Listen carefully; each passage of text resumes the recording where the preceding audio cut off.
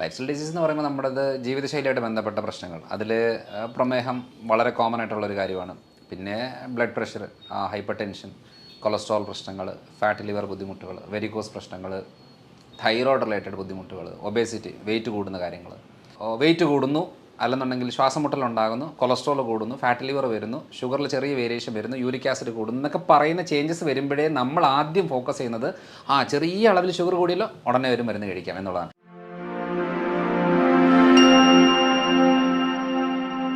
നമ്മളുടെ കൂടെ ഇന്ന് കേരളത്തിലെ തന്നെ ഏറ്റവും സോഷ്യൽ മീഡിയയിൽ കൂടുതലായിട്ട് ഹെൽത്ത് ടോപ്പിക്സിലൊക്കെ ഡിസ്കഷൻ ചെയ്തുകൊണ്ടിരിക്കുന്നതാണ് ഡോക്ടർ മനോജ് ജോൺസൺ സാറാണ് നമ്മളുടെ കൂടെ ഉള്ളത്.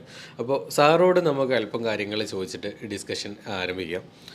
മെയിനായിട്ട് സാറോട് ഞാൻ ചോദിക്കുന്നത്, സാറ് മെയിനായിട്ട് ലൈഫ് സ്റ്റൈൽ ഡിസീസുകളിലാണ് കൂടുതലായിട്ട് അഡ്രസ്സ് ചെയ്യാറുള്ളത്. അപ്പോൾ അതുകൊണ്ട് തന്നെ ലൈഫ് സ്റ്റൈൽ ഡിസീസുകളിൽ പൊതുവിൽ സാറ് ഏറ്റവും കൂടുതൽ കണ്ടുവരുന്നത് ഇവിടെ കേരളത്തിൽ സമൂഹത്തിൽ കൂടുതലായിട്ട് കണ്ടുവരുന്നത് എന്ത് ടൈപ്പ് ഓഫ് ഡിസീസസ് ഒക്കെയാണ്? ഇപ്പോൾ ലൈഫ് സ്റ്റൈൽ ഡിസീസ് ഏറ്റവും കോമൺ ആയിട്ട് നമ്മുടെ എല്ലാ സ്ഥലങ്ങളിലും ഉണ്ട്, എന്നാലും കേരളത്തിൽ കുറച്ച് കൂടുതലാണ്. കാരണം എന്ന് വെച്ചാൽ ലൈഫ് സ്റ്റൈൽ ഡിസീസ് എന്ന് പറയുമ്പോൾ നമ്മുടേത് ജീവിതശൈലിയായിട്ട് ബന്ധപ്പെട്ട പ്രശ്നങ്ങൾ. അതിൽ പ്രമേഹം വളരെ കോമൺ ആയിട്ടുള്ളൊരു കാര്യമാണ്. പിന്നെ blood pressure, hyper tension, cholesterol പ്രശ്നങ്ങൾ, ഫാറ്റ് ലിവർ ബുദ്ധിമുട്ടുകൾ, വെരിക്കോസ് പ്രശ്നങ്ങൾ, തൈറോയ്ഡ് റിലേറ്റഡ് ബുദ്ധിമുട്ടുകൾ, ഒബേസിറ്റി, വെയിറ്റ് കൂടുന്ന കാര്യങ്ങൾ. അപ്പോൾ ലിസ്റ്റ് എടുത്ത് നോക്കുമ്പോഴത്തേനും കുറേ പ്രശ്നങ്ങൾ നമ്മൾ ജീവിതശൈലി രോഗങ്ങളുമായിട്ട് ബന്ധപ്പെട്ട് നമ്മുടെ നാട്ടിൽ, പ്രത്യേകിച്ച് കേരളത്തിൽ വളരെ കോമൺ ആണ്. അപ്പോൾ അങ്ങനെ വരുമ്പം എന്തുകൊണ്ടാണ് ഇത്രയും കാര്യങ്ങൾ കോമൺ ആണെന്ന് സ്റ്റഡി ചെയ്ത് പോയപ്പോഴാണ് അതിൻ്റെ കാര്യങ്ങൾ എന്താണെന്ന് മനസ്സിലായത്. ഇന്ത്യയിൽ ഏറ്റവും കൂടുതൽ മരുന്ന് കഴിക്കുന്ന ഒരു സ്ഥലമാണ് കേരളം. കാരണം നമ്മുടെ മനോരമയുടെ ആ സർവേയിൽ തന്നെ പലർക്കും അറിയാം, ഒരു വ്യക്തി എന്ന് വെച്ചാൽ ഒരു സ്റ്റേറ്റിൽ 100-150 രൂപയാണ് ഒരു മാസം, അല്ലെങ്കിൽ ഒരു മാസം മരുന്നിന് വേണ്ടി ചിലവാക്കുന്ന സ്ഥലത്ത് കേരളത്തിൽ 2500 ചില്ലറ രൂപയാണ് ഒരാൾ ഒരു മാസം മരുന്നിന് വേണ്ടി ചിലവാക്കുന്നത്. അപ്പോൾ ഈ സർവേയിൽ നമുക്ക് മനസ്സിലാകുന്ന ഒരു കാര്യം എന്താണെന്ന് വെച്ചാൽ ഏറ്റവും കൂടുതൽ ആളുകൾ കോൺഷ്യസ് ആണ്, ഹെൽത്ത് കോൺഷ്യസ് ആണ് കേരളത്തിൽ. പക്ഷേ ആ ട്രാക്ക് ഒന്ന് മാറിപ്പോയി, അത്രയേ ഉള്ളൂ. കാരണം ജീവിതശൈലി രോഗങ്ങൾക്കും മരുന്ന് കഴിച്ചാൽ ശരിയാകും എന്നുള്ള ഒരു തെറ്റിദ്ധാരണ വരുമ്പോഴാണ് ഈ മരുന്നുകളുടെ എണ്ണം കൂടുന്നത്. കാരണം എന്താണ്, നമ്മളൊരു വെയിറ്റ് കൂടുന്നു അല്ലെന്നുണ്ടെങ്കിൽ ശ്വാസം മുട്ടലുണ്ടാകുന്നു, കൊളസ്ട്രോൾ കൂടുന്നു, ഫാറ്റ് ലിവർ വരുന്നു, ഷുഗറിൽ ചെറിയ വേരിയേഷൻ വരുന്നു, യൂറിക് ആസിഡ് കൂടുന്നു എന്നൊക്കെ പറയുന്ന ചേഞ്ചസ് വരുമ്പോഴേ നമ്മൾ ആദ്യം ഫോക്കസ് ചെയ്യുന്നത് ചെറിയ അളവിൽ ഷുഗർ കൂടിയല്ലോ ഉടനെ ഒരു മരുന്ന് കഴിക്കാം എന്നുള്ളതാണ്. പക്ഷേ അത് ഫുഡിൽ മാറ്റം വരുത്തി എക്സസൈസ് കറക്റ്റായിട്ട് ചെയ്തിച്ച് കുറയ്ക്കുക എന്നുള്ള മെത്തഡിനെക്കാട്ടിലും എളുപ്പപ്പണിയായിട്ട് നമ്മൾ ഒരു മരുന്ന് കഴിച്ചാൽ റെഡിയാകും എന്നുള്ളത് വിശ്വസിക്കുമ്പോഴാണ് ഏറ്റവും കൂടുതൽ തെറ്റ് വരുന്നത്. അതാണ് കേരളത്തിൽ ഏറ്റവും കൂടുതൽ കണ്ടുവരുന്നൊരു കാര്യം എന്ന് വെച്ചാൽ നമ്മളെല്ലാവരും എളുപ്പപ്പണിയിലെ ആൾക്കാരാണ്. നമുക്ക് ഭക്ഷണം ശ്രദ്ധിക്കാനോ അല്ലെങ്കിൽ ലൈഫ് സ്റ്റൈൽ നോക്കാനോ ഒന്നും പറ്റത്തില്ല. പക്ഷേ ഒരു ഈസി ആയിട്ട് ഒരു ഗുളികയോ ഒരു കഷായമോ ഒരു മരുന്നോ സിറപ്പോ ഇഞ്ചക്ഷനോ എന്തെങ്കിലും ഉണ്ടെങ്കിൽ അത് ഞാൻ നോക്കിക്കോളാം, അല്ലാതെ എനിക്ക് വേറെ കാര്യങ്ങൾ പറ്റുന്നില്ല എന്ന് വരുന്നതാണ് നമ്മുടെ കേരളത്തിലെ ഏറ്റവും വലിയൊരു പ്രശ്നം. പക്ഷേ ഒരു പ്രത്യേകത എന്താണെന്ന് വെച്ചാൽ ഈ ചികിത്സയോ മരുന്നോ ആശുപത്രികളോ ഡോക്ടർമാരോ മാറി മാറി ചെയ്തെങ്കിലും ഈ പ്രശ്നങ്ങൾ മാറുന്നില്ല. ഓരോ ദിവസവും പുതിയ പുതിയ രോഗങ്ങൾ, പുതിയ പുതിയ പ്രശ്നങ്ങൾ വന്നുകൊണ്ടിരിക്കുകയാണ്. വളരെ സിമ്പിളായിട്ടുള്ള എക്സാമ്പിൾ ഞാൻ പറയാം. ഇപ്പോൾ പ്രമേഹമുള്ള ഒരാൾ നമുക്ക് ഒരു ഹോസ്പിറ്റലിൽ പോകുന്നു, അതിനുള്ള മരുന്ന് കൊടുക്കുന്നു. 2 മാസം കഴിയുമ്പോഴത്തേനും അവർക്ക് വേറെ ഒരു പ്രശ്നം, അതല്ലെങ്കിൽ ഷുഗർ കൺട്രോൾ നിൽക്കുന്നില്ല. അപ്പോൾ എന്തായി, ഒരു ഗുളികയുടെ കൂടെ വേറൊരു ഗുളികയും കൂടെ ആഡ് ചെയ്തിട്ടാണ് കൊടുക്കുന്നത്. അപ്പോൾ അങ്ങനെ പോകുന്ന സമയത്തും പറയുന്ന കാര്യം എന്താ, കുഴപ്പമില്ല, നിങ്ങളൊന്നും പേടിക്കേണ്ട, നമ്മളിത് ഈ ഒരു ഡോസോടെ കൂട്ടുക ശരിയാകും. ഇങ്ങനെ 3-4 മരുന്നുകൾ കഴിഞ്ഞാൽ ഇൻസുലിനിലേക്ക് കയറി വന്നു കഴിയുമ്പോൾ ഒരു നേരം മതി എന്ന് പറഞ്ഞ് തുടങ്ങിയിട്ട് 2-3 തവണ ഡോസുകൾ ഇങ്ങനെ കൂട്ടിക്കൂട്ടി പോകുമ്പോൾ ജീവിതശൈലി രോഗങ്ങളുള്ള ഒരാൾ ജീവിതശൈലി മാത്രം ഫോക്കസ് ചെയ്യാതെ മരുന്നുകളിലേക്ക് വരുമ്പോൾ, അല്ലെങ്കിൽ ഭക്ഷണം ശ്രദ്ധിക്കാതെ മരുന്നുകളിലേക്ക് വരുമ്പോൾ ഡാമേജ് കൂടും. ശ്രദ്ധിച്ചിട്ടുണ്ടോ? ഷുഗറുള്ള ആളുകൾക്ക് ഷുഗർ കൺട്രോൾ ആയിരിക്കും, കാരണം എന്താ, മരുന്നെടുക്കുന്നു. പക്ഷേ കാലിന് പുകച്ചിൽ, മരവിപ്പ്, മസിൽ കയറ്റ പ്രശ്നങ്ങൾ, കാഴ്ച മങ്ങി വരുന്ന ബുദ്ധിമുട്ടുകൾ, ചില ആളുകളുടെ ഷോൾഡർ സ്റ്റിഫായിരിക്കും. ചിലപ്പം എന്തെങ്കിലും ജോലി ചെയ്യുന്നതിൻ്റെ ഭാഗമായിട്ട് ഭയങ്കരമായിട്ടും വേദന തുടങ്ങും, കൈ പൊങ്ങാൻ പറ്റാത്തൊരവസ്ഥ വരും. ഭൂരിഭാഗം ആളുകളിലും സംഭവിക്കുന്ന പുരുഷന്മാരിൽ ഉദ്ധാരണക്കുറവുണ്ടാകും. അപ്പം നമ്മൾ ഈ പറയുന്ന കാര്യങ്ങളെല്ലാം ബ്ലോക്കുകളാണ്. അതായത് ശരീരത്തിലെ രക്തക്കുഴലുകൾക്കെല്ലാം ബ്ലോക്കാണ്. പക്ഷേ ഇപ്പോൾ അവകാശപ്പെടും എൻ്റെ ഷുഗർ കൺട്രോളാണ്. അപ്പോൾ ഇങ്ങനത്തെ ഒരു ജീവിതശൈലിയായിട്ട് ബന്ധപ്പെട്ട് വരുമ്പോൾ മരുന്ന് കഴിക്കുന്നതിൻ്റെ കൂടെ പല കാര്യങ്ങളല്ലാത്തതുകൊണ്ട് അതിനെക്കുറിച്ചുള്ള ഒരു അവയർനെസ്സാണ് നമ്മുടെ നാടിന് ഏറ്റവും കൂടുതൽ ആവശ്യം. അതാണ് ഞാൻ ഏറ്റവും കൂടുതലായിട്ട് ചെയ്തുകൊണ്ടിരിക്കുന്നത്. അപ്പം കേരളത്തിലെ ഒരു ലൈഫ് സ്റ്റൈൽ ഡിസീസുമായിട്ട് ബന്ധപ്പെട്ട് നോക്കുമ്പോൾ ട്രാക്ക് ഒന്ന് മാറ്റി പിടിക്കാനുള്ള സമയമായി എന്നുള്ളതാണ്. അല്ലാതെ ലൈഫ് സ്റ്റൈൽ ഡിസീസിന് മരുന്ന് കഴിച്ചാൽ ലെവലാകും എന്നുള്ളൊരു തെറ്റിദ്ധാരണ, അത് തെറ്റിദ്ധാരണ തന്നെയാണ്. കാരണം മരുന്ന് മാത്രം പോരാ, മരുന്ന് വേണം, പക്ഷെ മരുന്ന് മാത്രം പോരാ, അതല്ലാതെ വേറെ കുറേ കാര്യങ്ങളും ചെയ്യേണ്ടി വരും. ഡോക്ടർ പറഞ്ഞ ആ ഒരു ട്രാക്ക് മാറ്റി പിടിക്കണം എന്നുള്ളത് എപ്പോഴോ ചിന്തിക്കേണ്ടടുത്ത് എത്തിയിട്ടുണ്ട്. ഷുഗറിൻ്റെ കേസിൽ പലപ്പോഴായിട്ടും പല ആളുകളും മെഡിസിൻസ് എടുക്കുന്നത്, പക്ഷേ ഒരു റിസൾട്ട് മാറ്റം എന്ന് പറഞ്ഞിട്ട് സാറ് പറഞ്ഞതുപോലെ തന്നെ ഇൻസുലിനിലേക്ക് എത്തുക, അത് ഒരു നേരത്തു നിന്ന് 2 നേരത്തിലേക്ക് എത്തുക എന്ന രൂപത്തിലേക്ക് പോകുന്നുള്ളൂ. പക്ഷേ നമുക്ക് ലൈഫ് സ്റ്റൈൽ ഡിസീസ് ആകുമ്പം അത് ലൈഫ് സ്റ്റൈൽ ചേഞ്ച് ചെയ്താൽ എന്താണ് മാറ്റം ഉണ്ടാവും എന്നുള്ളത് ഉറപ്പുള്ള കാര്യങ്ങൾ തന്നെയാണ്. അതിൽ ഒന്നാമത്തെ കാര്യം എന്ന് പറയുന്നത്, നമ്മളിപ്പോൾ ഇൻസുലിൻ എടുക്കുന്നു, ഒരു നേരം ഇൻസുലിൻ എടുക്കുന്നു, അത് 2 നേരമാക്കി 3 നേരമാക്കി പോകുന്ന സമയത്തിൽ പലപ്പോഴും ഇൻസുലിൻ ഡോസ് എന്തിനാണ് കൂട്ടുന്നത്? ആ ഡോസ് എടുത്തിട്ടും ഷുഗർ കൺട്രോൾ നിൽക്കാതെ വരുമ്പോഴാണ് ഡോസ് കൂട്ടുന്നത്. അപ്പോൾ നമുക്ക് ഡോസ് കൂട്ടാതെ എങ്ങനെ നോക്കാം? അപ്പോൾ നമുക്ക് ആ മെക്കാനിസം മനസ്സിലാവുമ്പം നമുക്കൊരു ഐഡിയ കിട്ടും. അതായത് ഫുഡ് കൺട്രോൾ ചെയ്യുന്നുണ്ട്, മരുന്ന് കഴിക്കുന്നുണ്ട്, എന്നിട്ട് ഷുഗർ കൂടുന്ന ആളുകളെന്ന് പറയുമ്പോൾ അവർ മെയിനായിട്ട് ഫോക്കസ് ചെയ്യേണ്ടത് മസിൽസിൻ്റെ കോൺട്രാക്ഷനും റിലാക്സേഷനും കറക്റ്റായിട്ട് മസിൽ ഗ്രോത്ത് കൂട്ടുക എന്നുള്ളതാണ് അതിനകത്ത് മെയിനായിട്ടുള്ള കാര്യം. ഈ അവയർനെസ് ഇല്ലെങ്കിൽ ഷുഗർ കുറയില്ല. അതായത് ഞാൻ നമ്മുടെ വയനാട്ടിലൊരു ഡോക്ടർ ആരാണെന്നറിയില്ല, ഒരു ഡയബറ്റോളജിസ്റ്റാണ്, ഈ ജിലേബിയോ മധുരമോ എന്തെങ്കിലും കൊടുത്തിട്ട് ഷുഗർ കുറയ്ക്കുന്നത് ഞാൻ കേട്ടിട്ടുണ്ട്. സത്യം പറഞ്ഞാൽ ഒത്തിരിയേറെ ആളുകൾ, ഡോക്ടേഴ്സ് തന്നെ അതിനെ എതിരായിട്ട് സംസാരിച്ചിട്ടുണ്ട്. പക്ഷേ അത് ശരിയാണ്. അതിനൊരു സയൻസ് എന്താണെന്ന് വെച്ചാൽ, ആ ഡോക്ടർ മെയിനായിട്ട് ഫോക്കസ് ചെയ്യുന്നത് എക്സസൈസ് മെത്തഡുകളാണ്. ഒരു 20-21 സ്റ്റെപ്പുകളുണ്ട്. ആ സ്റ്റെപ്പുകളാണ് ഏറ്റവും കൂടുതൽ ആവശ്യമുള്ളത്. അതിപ്പോൾ അതേ രീതി ചെയ്യണമെന്നില്ല. നമ്മൾ മസിൽസിന് നല്ല രീതിയിലുള്ള മൂവ്മെൻറ്റ് കൊടുത്തു കഴിയുമ്പോഴത്തേനും ഈ ഇൻസുലിനൊന്നും ആവശ്യമില്ല. ഇത്രയും പ്രോസസ്സ് കഴിഞ്ഞിട്ട് വേണം സെൽസിലേക്ക് കയറണം എന്നുണ്ടെങ്കിൽ അത്രയും പ്രോസസ്സ് കഴിയണം. മസിൽസിന് മൂവ്മെൻറ്റ് നല്ല അളവ് കൊടുത്തു കഴിഞ്ഞാൽ ഈ പെട്ടെന്ന് മസിൽസ് ഈ ഗ്ലൂക്കോസിനെ വലിച്ചെടുക്കും. അപ്പം പെട്ടെന്ന് ഷുഗർ ലെവൽ കുറയും. അപ്പം നമ്മളോട് നേരായിട്ട് മരുന്നും ഇൻസുലിനും എടുക്കുന്ന സമയത്ത് നേരായിട്ട് പറഞ്ഞു തരേണ്ട കാര്യം, ഈ മസിൽസ് ഗ്രോത്ത് കൂടണം, എന്നെങ്കിൽ മാത്രമേ ഷുഗർ കുറയത്തുള്ളൂ. പക്ഷെ നമ്മൾ ശ്രദ്ധിച്ചിട്ടുണ്ടോ, പ്രമേഹ രോഗികളുടെ എപ്പോഴും കൈയും കാലും ശോഷിച്ച് വരും. ഇൻസുലിൻ എടുക്കുന്ന ആളുകളുടേത് വണ്ണം കൂടി വരും. അപ്പോൾ ഇൻസുലിൻ എടുക്കുമ്പോൾ ഫാറ്റ് ഡെപ്പോസിഷൻ കൂടും. എന്ന് വെച്ചാൽ എവിടെയാണ്? വയറിൻ്റെ ഭാഗത്ത്. കൈയും കാലമൊക്കെ ശോഷിക്കും. അപ്പോൾ നമ്മൾ ഈ മെറ്റ്ഫോമിനോ അങ്ങനത്തെ എന്തെങ്കിലും ഗുളിക എടുക്കുന്ന സമയത്ത് ഫാറ്റ് ലോസ് ആകും, മസിൽ ലോസ് ആകും. അപ്പോൾ അങ്ങനെ വരുമ്പോൾ എന്നാന്ന് പറഞ്ഞാൽ വെയിറ്റ് കുറയും. ഇൻസുലിൻ എടുക്കുമ്പോഴത്തേന് വെയിറ്റ് കൂടും. അപ്പോൾ എങ്ങനെയാണ്? ശരീരപ്രകൃതം നോക്കുമ്പോൾ കൈയും കാലും നെഞ്ചും ശോഷിച്ചിരിക്കും, വയറ് മാത്രം വലുതായിട്ടിരിക്കും. കാരണം ഏറ്റവും കൂടുതൽ ഇൻസുലിൻ എടുക്കുന്ന വയറിൻ്റെ ഭാഗത്താണ്. അപ്പോൾ ഇവിടെ സൊല്യൂഷൻ എന്താ ചെയ്യേണ്ടത്? നമ്മൾ മെഡിസിനോ കാര്യങ്ങൾ എടുക്കുമ്പോൾ മസിൽ ബിൽഡപ്പ് ചെയ്യാനുള്ള കാര്യങ്ങൾ, അത് ഡംബിൾസ് യൂസ് ചെയ്യുവോ, പുഷപ്സ് ചെയ്യുവോ, പുല്ലപ്സ് ചെയ്യുവോ, ഏതെങ്കിലും രീതിയിലുള്ള മസിൽ ടയേർഡ് ആകുന്ന രീതി ചെയ്താൽ ഷുഗറും കൺട്രോൾ ആവും, മസിലും ഗ്രോത്ത് ആവും. അപ്പോൾ ഓട്ടോമാറ്റിക്കായിട്ട് ഷുഗർ കുറയും. സിമ്പിൾ കാര്യമാണ്, വളരെ സിമ്പിളായിട്ടുള്ള കാര്യമാണ്. അപ്പോൾ ഈ ഒരു ഐഡിയ നമുക്ക് കിട്ടിയെങ്കിൽ മാത്രമേ, ചിലവരല്ലേ ഫാസ്റ്റിംഗ് ഷുഗർ എൻ്റെ കൂടുതലാണ്, ഫുഡ് കഴിച്ചാൽ കുറവാണ്, അതിൻ്റെ അർത്ഥം എന്താ? മസിൽ ഗ്രോത്ത് ഇല്ല. അപ്പം മസിൽ സ്ട്രെങ്തനിങ് ആയാൽ ഫാസ്റ്റിംഗ് ഷുഗർ കുറയും. ഇതാണ് അതിൻ്റെ ബേസിക് ട്രിക്കാണ്. അതൊരു വളരെ സിമ്പിളായിട്ട് ചെയ്യാൻ പറ്റിയ കാര്യങ്ങൾ ഇതൊക്കെയാണ്. ഈ രൂപത്തിൽ നമുക്ക് ശ്രദ്ധിച്ചു കഴിഞ്ഞാൽ ഷുഗർ മാനേജ് ചെയ്ത് കൊണ്ടുവരാൻ പറ്റുന്നുള്ളത്.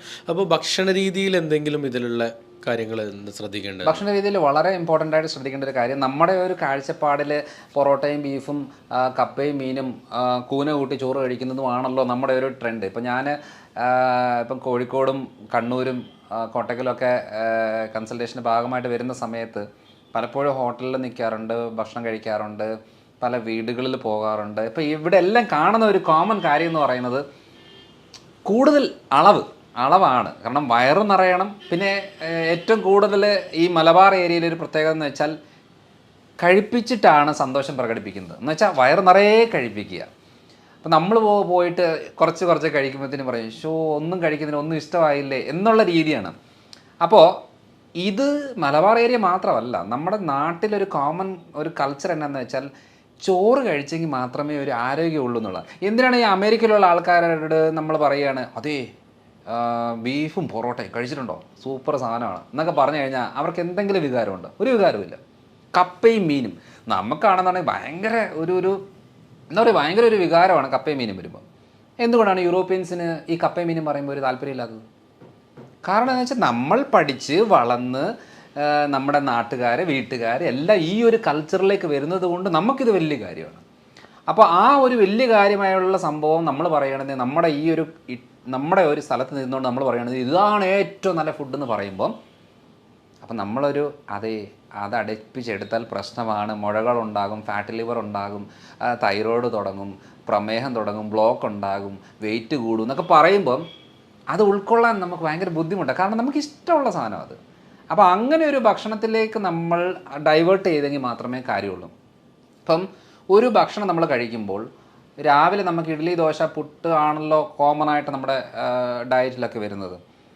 അതേപോലെ ഉച്ചയ്ക്ക് ചോറ്, കറികളൊക്കെ ആയിട്ട്, രാത്രിയിൽ ചിലപ്പോൾ ചപ്പാത്തിയോ പൊറോട്ടയോ അല്ലെന്നുണ്ടെങ്കിൽ അങ്ങനെ എന്തെങ്കിലുമൊക്കെ ആയിട്ട്. അപ്പോൾ അങ്ങനെ പല ടൈപ്പ്.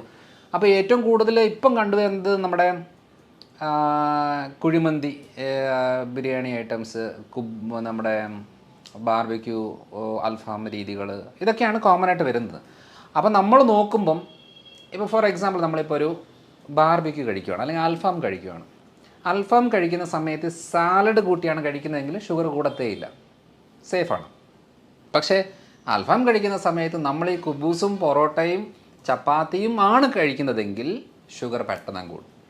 അപ്പോൾ നമുക്ക് ഷുഗറുള്ള ആളുകൾക്ക് ഏറ്റവും കുറവ് ഷുഗറായിട്ട് ഫുഡിലുള്ളത് വെജിറ്റബിൾസ്, പച്ചക്കറികളാണ്, ഇലക്കറികൾ. പിന്നെയുള്ളത് നോൺ വെജ് ഐറ്റംസ്, ഇറച്ചി, മീൻ, മുട്ട ഐറ്റംസ്. ഇതൊക്കെ എന്ന് പറയുന്നൊരു 30-40% ഉള്ളിലാണ് ഗ്ലൂക്കോസ് ലെവലൊക്കെ ഉള്ളത്. പിന്നെ നമുക്ക് പഴവർഗ്ഗങ്ങളിൽ നമ്മൾ ഏറ്റവും കൂടുതൽ തെറ്റിദ്ധാരണ എന്ന് പറഞ്ഞാൽ ഷുഗറുള്ള രോഗികൾക്ക് ഈ പഴങ്ങൾ അത്ര നല്ലതല്ല എന്ന രീതിയിൽ. ശരിയാണ്, നമുക്ക് ഏറ്റവും കൂടുതൽ എന്താ പറയുക, ചക്കപ്പഴം, മാങ്ങപ്പഴം, ഏത്തപ്പഴം, നല്ല പഴുത്ത ഏത്തപ്പഴം എന്നൊക്കെ പറയുന്നത് ഷുഗർ കൂട്ടാനുള്ള ഫ്രൂട്ട്സാണ്. പക്ഷേ പപ്പായ, പേരയ്ക്ക, apple, mosambi, orange, Musk melon എന്നൊക്കെ പറയുന്ന പല ടൈപ്പ് ഫ്രൂട്ട്സ്, ചെറുപഴം, ഇതൊക്കെ എന്ന് പറയുന്നത് ഷുഗർ രോഗികൾ നിർബന്ധമായിട്ടും കഴിക്കണം. കാരണം പ്രമേഹമുള്ള ആളുകളിൽ ഏറ്റവും കൂടുതൽ ഡാമേജ് വരുന്നത് ഹാർട്ട് റിലേറ്റഡ് ബ്ലോക്കുമായിട്ട് ബന്ധപ്പെട്ടോ അറ്റാക്കോ സ്ട്രോക്കോ ആണ് അവരുടെ കോംപ്ലിക്കേഷൻ മെയിനായിട്ട്, അല്ലെങ്കിൽ കിഡ്നി റിലേറ്റഡ്. അപ്പോൾ ഈ അറ്റാക്കും സ്ട്രോക്കും ഒക്കെ നമുക്ക് പ്രിവെൻറ്റ് ചെയ്യണമെന്നുണ്ടെങ്കിൽ നമുക്ക് നല്ല ആൻറ്റി ഓക്സിഡൻസ് വേണം. അപ്പം വൈറ്റമിൻസ്, മിനറൽസ് കൂടുതലുള്ളത് പഴവർഗ്ഗങ്ങളിലാണ്. അപ്പം എന്താ ഷുഗർ കൂടുമെന്ന് പറഞ്ഞാൽ ഇത് മാറ്റി വെച്ചിട്ട് നോർമലായിട്ടുള്ള കാര്യങ്ങൾ എടുക്കുമ്പോൾ എന്നാ സംഭവിക്കുന്നത് വെച്ചാൽ ഹാർട്ട് റിലേറ്റഡ് ആയിട്ടുള്ള, ബ്ലഡ് വെസൽ റിലേറ്റഡ് ആയിട്ടുള്ള പ്രശ്നങ്ങൾ തുടങ്ങും. അതുകൊണ്ട് ഇങ്ങനത്തെ ഫുഡ് ഉൾപ്പെടുത്തണം സത്യം പറഞ്ഞാൽ. അപ്പോൾ എന്താ ചെയ്യേണ്ടത്, മെയിൻ ഫുഡ് ഈ നല്ല പഴുത്ത ചക്ക കഴിക്കാതിരിക്കുകയാണ് നല്ലത്. പച്ച ചക്ക, നമ്മൾ ചക്ക വേവിച്ചൊക്കെ കഴിക്കത്തില്ലേ, അത് ഓക്കെയാണ്. അതേപോലെ മാങ്ങ, പച്ചമാങ്ങയായിട്ട് ഉൾപ്പെടുത്താം. കൂടുതൽ പഴിക്കുന്നതനുസരിച്ച് ഷുഗർ കൂടുന്നൊരു സാഹചര്യം വരും. അപ്പം ഇതൊരു 40-50% ഷുഗർ ലെവൽ ഉള്ളതാണ്.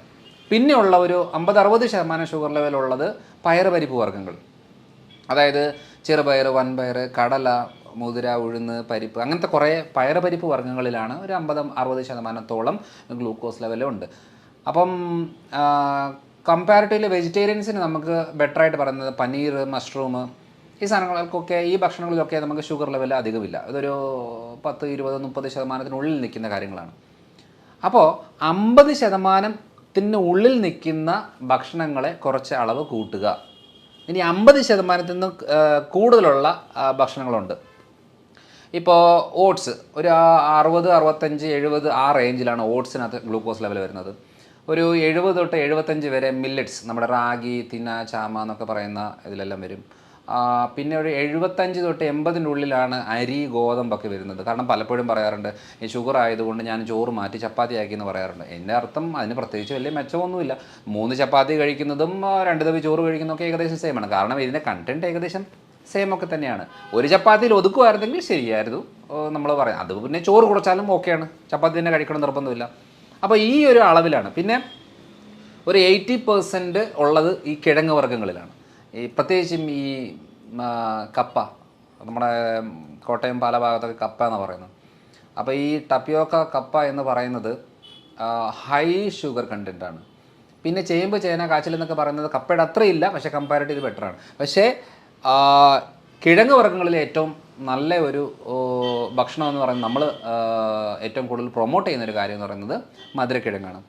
മധുരക്കിഴങ്ങ് നമ്മുടെ ഈ പറയുന്ന കഴിക്കുമ്പോൾ ചെറിയൊരു മധുരം തോന്നുമെന്നുണ്ടെങ്കിലും ഈ കപ്പയുടെ അത്രയും ഡേഞ്ചർ അല്ല. അപ്പം അത് ഷുഗർ ഉള്ളവർക്കും കുറച്ച് അളവിൽ കഴിക്കുന്നതുകൊണ്ട് യാതൊരു കുഴപ്പവും ഇല്ല. അപ്പോൾ ഈ ഒരു അളവിൽ നമ്മളിപ്പോൾ നോക്കുമ്പോൾ അളവ് കൂട്ടുകയും കുറയ്ക്കാനായിട്ട് നമ്മൾ അറിഞ്ഞെങ്കിൽ മാത്രമേ ഈ കാര്യം നടക്കത്തുള്ളൂ.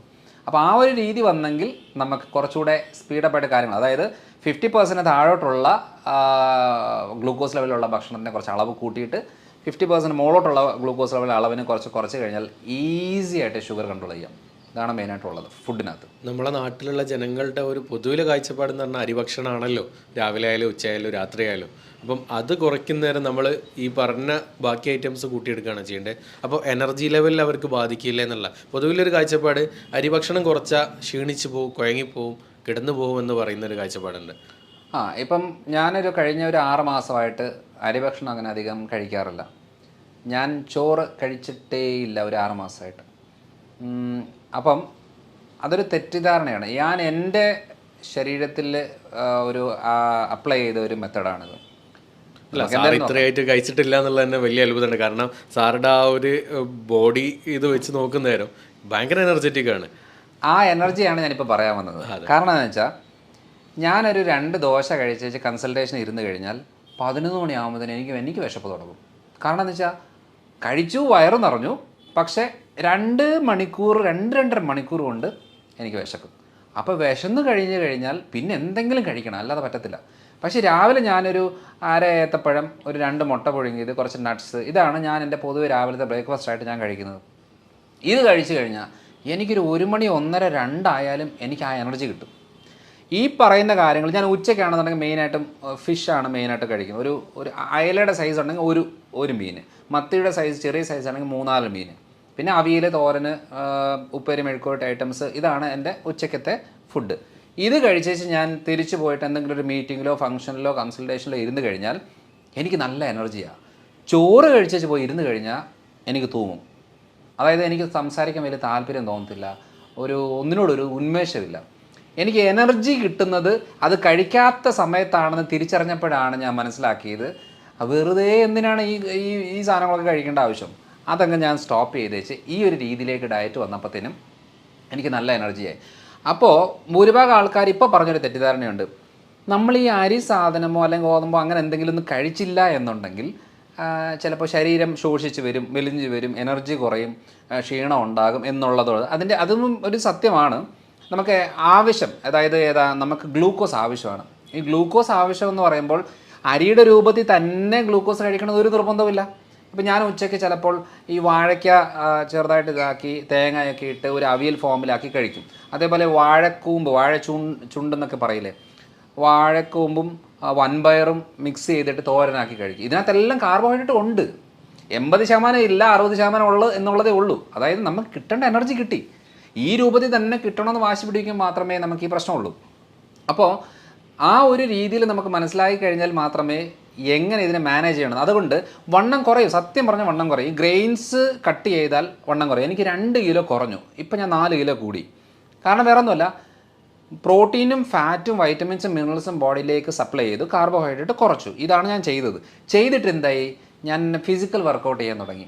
അതായത് ഒരു ദിവസം ഞാനൊരു 3/4 മണിക്കൂർ ജിം വർക്കൗട്ടുകൾ വീട്ടിൽ തന്നെ, അല്ലാതെ ജിമ്മിൽ പോയിട്ട് നമ്മൾ ഇതുണ്ട്, കുറച്ച് പുഷപ്സ്, ഡംബിൾസ് ചെയ്യുന്നത്, അതേപോലെ കുറച്ച് സ്ട്രെച്ചിങ് കാര്യങ്ങൾ, ബെഞ്ച് പ്രസ്, അങ്ങനത്തെ 3-4 കാര്യങ്ങൾ ഞാൻ ഒരു 3/4 മണിക്കൂർ കൊണ്ട് ചെയ്തു വന്നു. അന്നേരം എന്താ സംഭവിക്കുന്നത് വെച്ചാൽ മസിൽ കുറച്ച് ഗ്രോത്ത് ആകാൻ തുടങ്ങി. നമ്മളെപ്പോഴാണ് ഭക്ഷണം നിയന്ത്രിച്ച് മസിലിന് വർക്കൗട്ട് കൊടുത്തില്ലെന്നുണ്ടെങ്കിൽ എന്താ സംഭവിക്കുന്നത്, നമ്മൾ മെലിഞ്ഞ് ശോഷിച്ച് വണ്ണം കുറഞ്ഞ് വരും, ക്ഷീണം ഉണ്ടാവും. നമ്മൾ പ്രോട്ടീനും ഫാറ്റും വൈറ്റമിൻസും മിനറൽസും കുറച്ച് കാർബ്സും ഒക്കെ സപ്ലൈ ചെയ്തിട്ട് ഫിസിക്കൽ വർക്കൗട്ട് ഒന്ന് കൂട്ടിക്കഴിഞ്ഞാൽ ബോഡി നമുക്ക് മെയിൻറ്റെയിൻ ചെയ്യാൻ പറ്റും. ഇല്ലെങ്കിൽ എന്നാ സംഭവിക്കുന്നത് വെച്ചാൽ, ഇപ്പം കോമണായിട്ട് പറയുന്ന പോലെ ഇതൊന്നും കഴിച്ചില്ലെന്നുണ്ടെങ്കിൽ ഭക്ഷണമായിട്ട് കൂട്ടത്തേ ഇല്ല. പലപ്പോഴും കൺസൾട്ടേഷൻ വരുമ്പം 2 ആഴ്ച കഴിഞ്ഞ് വരുമ്പം നമ്മൾ ചോദിക്കും, എന്നാ ഉണ്ട്, നല്ല മാറ്റമുണ്ട്, കുഴപ്പമൊന്നുമില്ല, പിന്നെ ഞാൻ ഭക്ഷണം ഒന്നും ഇല്ല, ഞാൻ പട്ടിണിയാണ് ശരിക്കും പറയാം. അപ്പോൾ ഞാൻ ചോദിക്കും, രാവിലെ എന്താ കഴിക്കുന്നത്? രാവിലെ ഡോക്ടർ പറഞ്ഞ പോലെ കുറച്ച് ഏത്തപ്പഴം കുറച്ച് കഴിക്കും, കുറച്ച് മുട്ട ഓംലെറ്റ് ആക്കി കഴിക്കും എന്നൊക്കെ പറയും. ഓ ശരി. 11 മണിക്കോ 11 മണിക്കോ ഒരു പേരയ്ക്കോ അങ്ങനെ എന്തെങ്കിലും കഴിക്കും. ഉച്ചയ്ക്ക് കുറച്ച് മീനും കറികളൊക്കെ ആയിട്ട് കഴിക്കും. രാത്രി ഞാൻ സൂപ്പും വെജിറ്റബിൾസോ അല്ലെങ്കിൽ കുറച്ച് ചിക്കനോ അങ്ങനെ എന്തെങ്കിലും ആയിരിക്കും കഴിക്കുന്നത്. അപ്പോൾ ഞാൻ ചോദിച്ചു, നിങ്ങൾ പട്ടിണിയാന്ന് പറഞ്ഞതോ? അല്ല, ചോറ് ഇല്ലല്ലോ, ചോറ് ഞാൻ ഇപ്പം 15 ദിവസമായിട്ട് ചോറ് കഴിക്കാതെ. അത് നമ്മളെ മലയാളികൾക്കുള്ള വേറൊരു സംഭവമാണ്. നേരത്തെ മരുന്നില്ല എന്ന് പറഞ്ഞാൽ അസുഖം മാറില്ല എന്ന് ചിന്തിക്കുന്നത് പോലെ അരിഭക്ഷണം ഇല്ലെങ്കിൽ ഭക്ഷണം ഇല്ല, അത് പട്ടിണിയാന്നാ. അപ്പോൾ അങ്ങനെ വരുമ്പോൾ എന്താണെന്ന് വെച്ചാൽ, അപ്പം ഞാൻ ചോദിക്കും, ഇത്രയും കാര്യങ്ങൾ നിങ്ങൾ കഴിച്ചില്ലേ, എന്നിട്ട് നിങ്ങളുടെ ഷുഗർ എങ്ങനെയുണ്ട്? ഷുഗറൊക്കെ കൺട്രോളായി. ക്ഷീണം എങ്ങനെയുണ്ട്? ക്ഷീണമൊന്നുമില്ല, ഇപ്പം നല്ല ഇതായി. നീരും വേദനയൊക്കെയോ? അതൊക്കെ മാറി, നല്ല മാറ്റമുണ്ട്. ഗ്യാസിൻ്റെ പ്രശ്നമൊക്കെയോ? അത് രണ്ടാമത്തെ ദിവസം തന്നെ ക്ലിയറായി. ഇത്രയും മാറ്റങ്ങൾ വന്നിട്ട് നിങ്ങൾ പിന്നെ എന്തിനാണ് ഈ നഷ്ടബോധത്തോടെ ചോറ് കഴിക്കുന്നില്ലല്ലോ എന്ന് പറയുന്നത്? ഒരു കാര്യം ചെയ്യും, നിങ്ങൾ ഒരു ദിവസം ഒന്ന് കഴിച്ച് നോക്ക്, എന്നിട്ട് ഈ ബുദ്ധിമുട്ടുകളെല്ലാം രണ്ടാമത് ഉണ്ടാകുന്നുണ്ടോ എന്ന് നോക്ക്.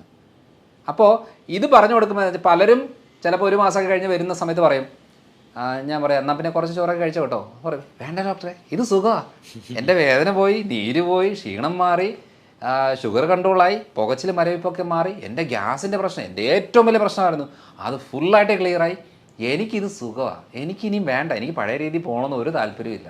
അപ്പം നമ്മൾ ചെയ്യുന്നത് എന്താ, ഒരു ലൈഫ് സ്റ്റൈൽ പറഞ്ഞു കൊടുത്തേച്ച് ചെയ്യിപ്പിച്ചിട്ട് അതിൻ്റെ എക്സ്പീരിയൻസ് വരുമ്പോൾ മാത്രമേ അവർക്കത് ഉൾക്കൊള്ളാൻ പറ്റത്തുള്ളൂ. അല്ലെങ്കിൽ ദൈവമേ ഇതൊക്കെ ഇങ്ങനെ കഴിച്ച് എങ്ങനെ ജീവിക്കും എന്ന് ചോദിക്കുന്നുണ്ട്. ഇപ്പോൾ ഞാനിപ്പോൾ പുറത്ത് പോകുന്ന സമയങ്ങളിലൊക്കെ എനിക്ക് വീട്ടിലെ ഒരു പ്രോട്ടോക്കോൾ ചെയ്യാൻ പറ്റത്തില്ല. അപ്പോൾ ഞാനിപ്പോൾ പുറത്ത് പോകുമ്പം ബിരിയാണി കഴിച്ചു എന്ന് വെച്ചു. ബിരിയാണി ഞാൻ ആ ഒരു ചിക്കൻ പീസ് ഉണ്ടെങ്കിൽ 2 ചിക്കൻ പീസ് എടുത്തേച്ച് ഒരു ഇത്രയും അതിൻ്റെ റൈസ് ഇത്രയും എടുക്കുള്ളൂ.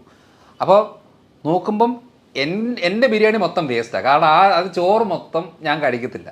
ഞാൻ ഈ പീസുകൾ കഴിച്ച് കുറച്ച് സാലഡും കാര്യങ്ങളൊക്കെ എടുത്ത് വെച്ച് കഴിക്കും. അപ്പം എന്ന് വെച്ചാൽ നമ്മൾ എവിടെ പോയാലും ഇത് ശീലിക്കാൻ പറ്റും. ഞാനൊരു കല്യാണത്തിനോ ഫംഗ്ഷനൊക്കെ പോയി കഴിഞ്ഞാൽ ഞാൻ അവിടെയുള്ള എല്ലാ വെറൈറ്റിയും കഴിക്കും.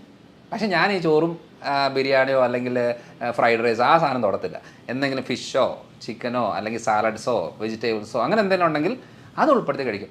അപ്പോൾ അങ്ങനെ വരുമ്പോൾ എന്നാന്ന് വെച്ചാൽ നമ്മൾ ശ്രദ്ധിച്ചിട്ടുണ്ടോ, കല്യാണമോ ഫംഗ്ഷനോ പരിപാടിയൊക്കെ നമ്മൾ ഫുഡ് കഴിച്ച് കഴിഞ്ഞാൽ ഭയങ്കര ക്ഷീണമാണ്. പിന്നെ നമുക്ക് ആ ദിവസം ഒന്നിനും നമ്മളെ കൊണ്ട് കൊള്ളത്തില്ല. എവിടെയെങ്കിലും പോയി കടന്നാൽ മതി, ഇരുന്നാൽ മതി എന്നല്ലാതെ വേറൊരു ചിന്തയും കാണത്തില്ല. കാരണം എന്താണെന്നറിയോ, ഈ കഴിച്ച് അടിച്ച് കുഴച്ച് കയറ്റി കഴിയുമ്പോണ്ടല്ലോ ശരീരത്തിന് ആകെ വിഷമമാണ്, ബുദ്ധിമുട്ടാണ്. അപ്പോൾ എന്ത് ചെയ്യും, ഇനിയും ഈ വ്യക്തിക്ക് ഒരു എനർജി കൊടുത്തു കഴിഞ്ഞാൽ ഇവൻ വീണ്ടും പോയി കഴിക്കും.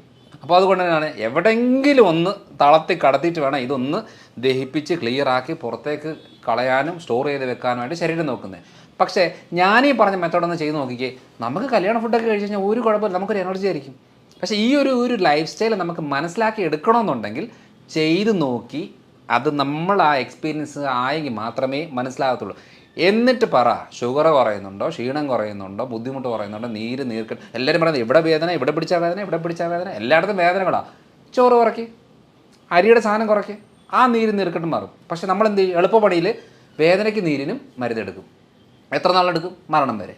അപ്പോൾ ഈ ഒരു കാര്യങ്ങൾ ആണ് ആ ഒരു മെത്തഡ് നമ്മൾ പറഞ്ഞു കൊടുത്ത് ശരീരത്തിനൊന്ന് ഓർഡറാക്കി എടുക്കാനുള്ള കുറച്ച് മരുന്നുകളോ സപ്ലിമെൻറ്റ്സോ കുറച്ച് കാര്യങ്ങളൊക്കെ ചെയ്ത് കൊടുത്ത് അവരുടെ ലൈഫ് സ്റ്റൈൽ രീതികളിൽ അവരുടെ ജോലിയും അവരുടെ വീട്ടിലെ സാഹചര്യത്തിനനുസരിച്ച് മാറ്റം വരുത്തി കൊടുക്കുമ്പോഴാണ് ഐഡിയ കിട്ടുന്നത്. അല്ലാതെ മരുന്ന് കഴിച്ചിട്ട് തുമ്മൽ മാറിയ കേസുണ്ടോ?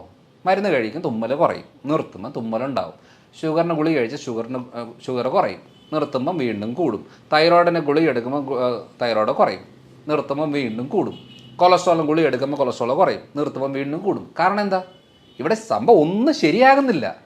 പ്രശ്നം ഉണ്ടാകുന്നതെല്ലാം കുറച്ച് കൊണ്ടുപോയിക്കൊണ്ടിരിക്കുകയാണ്. അപ്പം റൂട്ട് കോസ് മനസ്സിലാക്കി ക്ലിയർ ആക്കി കഴിഞ്ഞാൽ ഈസി ആയിട്ട് നിസ്സാരമായിട്ട് ക്ലിയർ ആക്കുന്ന കുറച്ച് കാര്യങ്ങളാണ്. അതാണിപ്പോൾ ഞാൻ കാലങ്ങളായിട്ട് ചെയ്തുകൊണ്ടിരിക്കുന്നൊരു രീതി. ഇതാണ് നമ്മൾ ഭക്ഷണക്രമത്തിൽ മനസ്സിലാക്കേണ്ട ഒരു കാര്യം. അപ്പോൾ നമ്മൾ ഈ ചിക്കനും ബീഫ് കഴിക്കുന്ന സമയത്ത് കൊളസ്ട്രോൾ കൂടുമെന്ന് പറയുന്നതിൽ എന്താണ് ശരിക്കും? ശരിയാ, നമ്മളിപ്പം റെഡ് മീറ്റ്സ് അത്ര നല്ലതല്ല കണ്ടിന്യൂസ് ആയിട്ട് എടുക്കുന്നത്. പക്ഷേ ഈ പറഞ്ഞ വറുത്ത് കോരി എടുക്കുന്ന അളവിലാണ് നമുക്ക് ഏറ്റവും കൂടുതൽ പ്രശ്നം വരുന്നത്.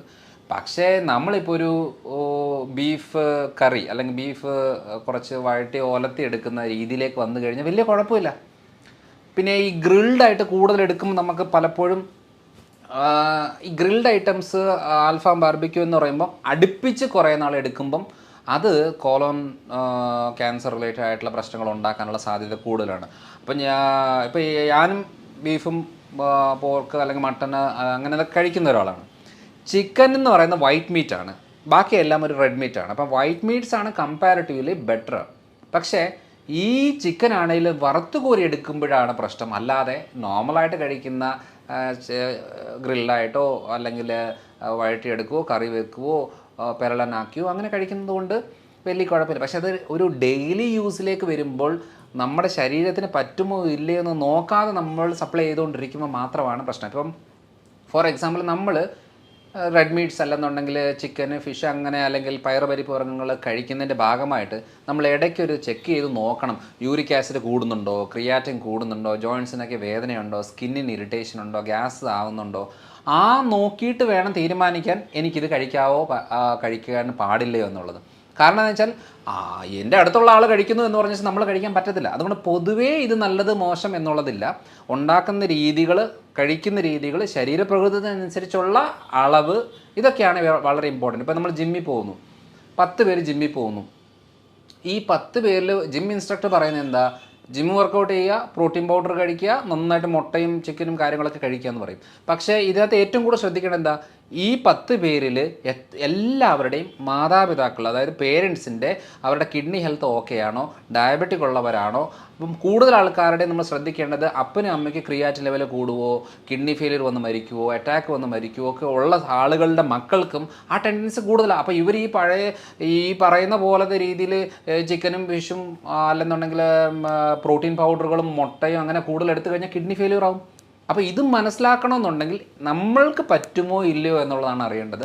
അല്ലാതെ ഇപ്പം ഒരു സാധാരണ തെറ്റിദ്ധാരണ എന്നറിയോ, മുട്ട കഴിച്ചാൽ കൊളസ്ട്രോൾ, പ്രത്യേകിച്ച് മുട്ടയുടെ മഞ്ഞ, ഈ മഞ്ഞക്കറി കഴിക്കുമ്പോൾ കൊളസ്ട്രോൾ ഉണ്ടാകും എന്ന് പറയുന്നത്, ഇപ്പം ഞാൻ 10-11 കൊല്ലമായിട്ട് ഒരു ദിവസം മിനിമം 3-4 മുട്ട കഴിക്കും ഒരു ദിവസം. അപ്പോൾ എൻ്റെ വീട്ടിൽ ഏറ്റവും കൂടുതൽ ചിലവ് വരുന്ന ഒരു ആഹാരവസ്ഥയാണ് മുട്ട. കാരണം ഞാൻ ട്രേയിലാണ് കൊണ്ടുവരുന്നത്, 4-5 ട്രേ ആണ് ഒരാഴ്ചത്തേക്ക് കൊണ്ടുവരുന്നത്. കാരണം എൻ്റെ വീട്ടിൽ എല്ലാവരും മുട്ട കഴിക്കുന്നവരാണ്.